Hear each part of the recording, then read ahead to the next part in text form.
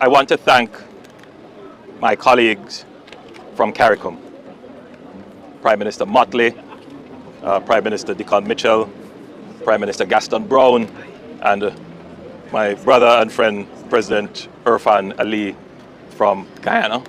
And of course, we have the Secretary General of Caricom, Carla Barnell. Community, the IFC, the IDB, and the building Jamaica will require all hands on deck. Right, Dayton? Yes,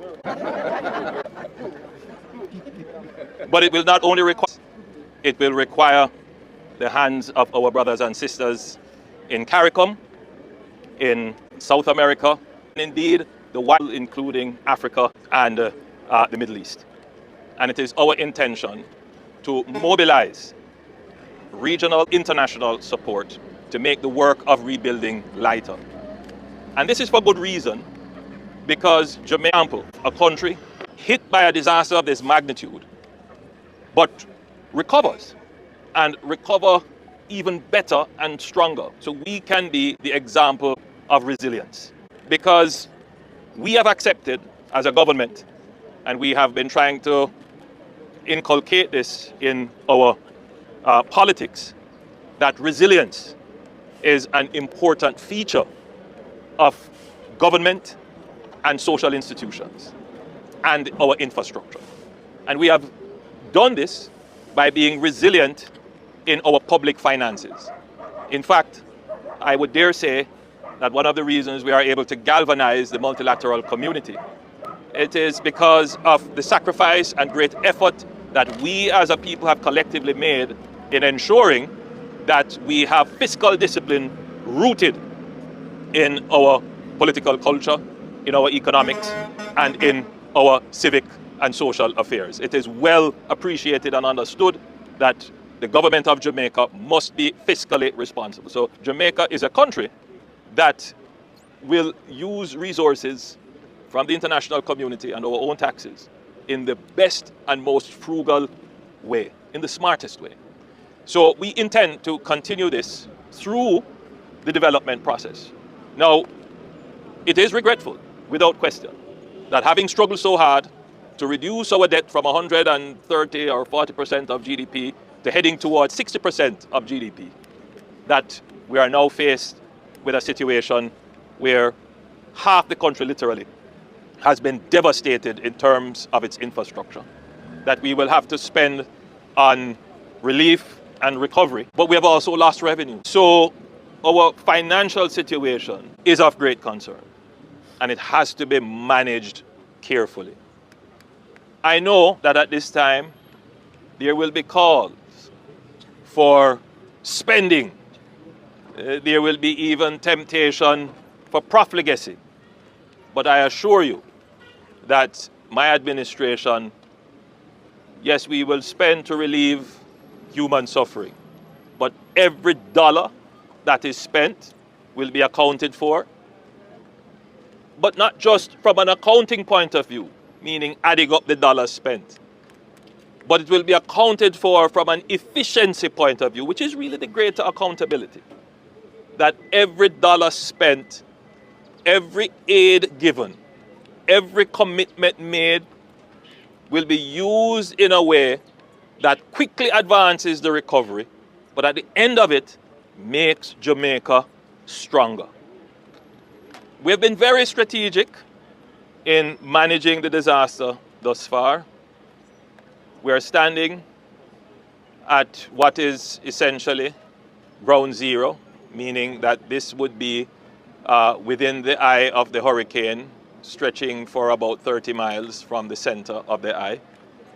And we decided that we would bring our friends to see the damage. But the tour was strategic.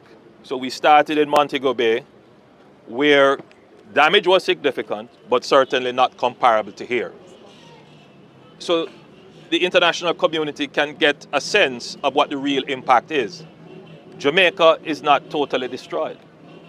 Jamaica is still standing, and we are recovering quickly. As we drove in, we would see people rebuilding on their own effort, which is applaudable.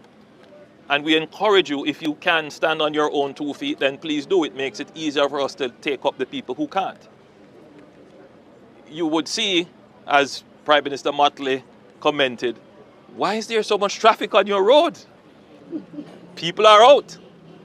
Commerce is returning. But we would have also seen the devastation on houses, on communities, the loss of historic heritage sites. Many of our churches, some of them 200 years old, totally destroyed. Our schools destroyed. Livelihoods destroyed. But as President Ali pointed out, the spirit of the Jamaican people, indomitable, optimistic, and still looking forward to a positive future. That is the core on which we will build and recover. So we estimate that approximately 150,000 homes destroyed. We estimate that about 900,000 Jamaicans have been impacted. We estimate conservatively approximately $8 billion in physical damage. US, thank you, head of the PIOJ, $8 billion US in just physical damage. That has nothing to do with what we will have to spend on relief and recovery and what we have lost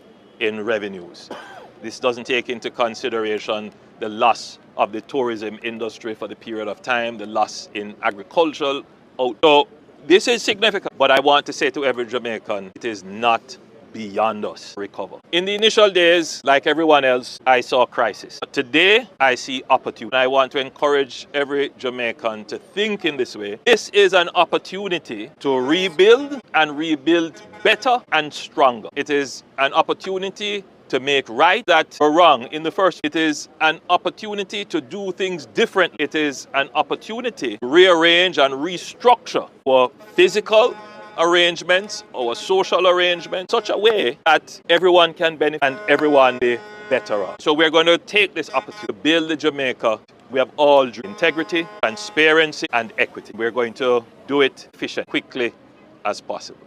So again, let me thank my colleague head Caricom and our partners from the international community. Let me thank the people of Jamaica, particularly where I'm standing now in eastern Westmoreland, which experienced the epicenter of this disaster. If we focus our energies and attention, we can recover this quickly.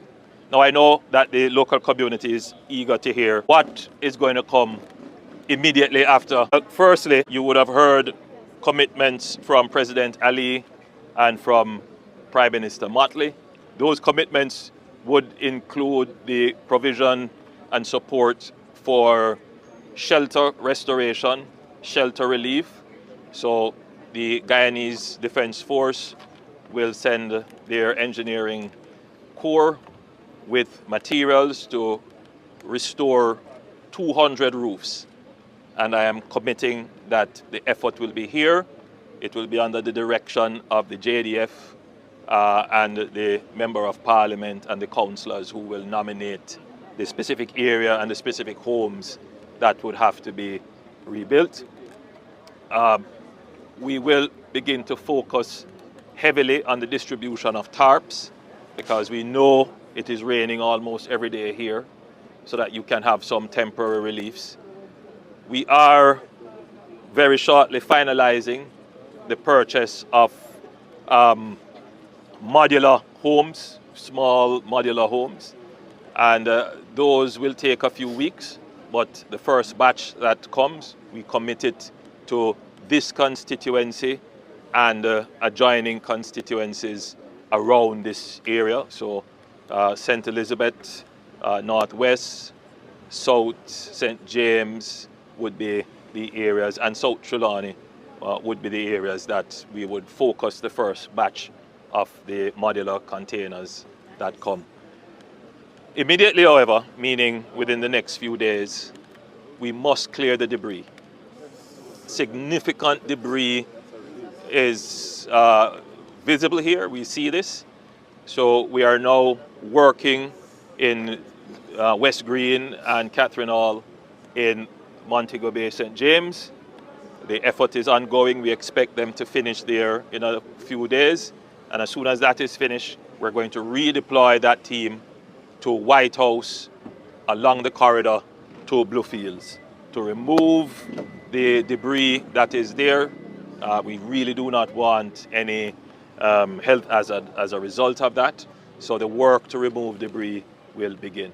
The JDF is here. They have set up their distribution hub, and so the delivery of relief items will continue, and it can only improve as they get to understand the lay of the land much better. They get to know the households and the people and the communities, so that will improve.